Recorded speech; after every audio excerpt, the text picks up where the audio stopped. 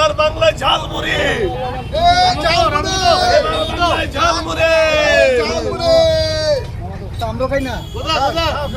বাংলায় ঝালমুড়ি। হর হর মহাদেব, হর হর মহাদেব।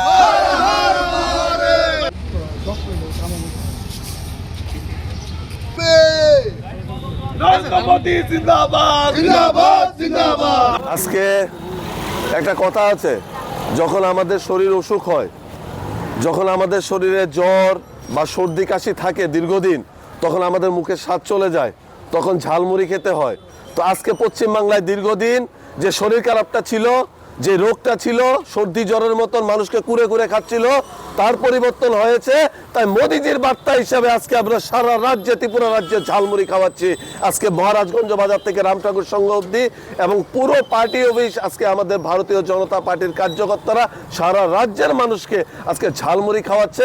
কারণ বাংলায় যে পরিবর্তন, সেই পরিবর্তন শুধু একটা পরিবর্তন নয়, একটা সুস্পষ্ট শ্বাস নেওয়ার একটা প্রাণবায়ু কেন্দ্রকে করে আজকে বাংলায় বিজেপি সরকার প্রতিষ্ঠিত হয়েছে।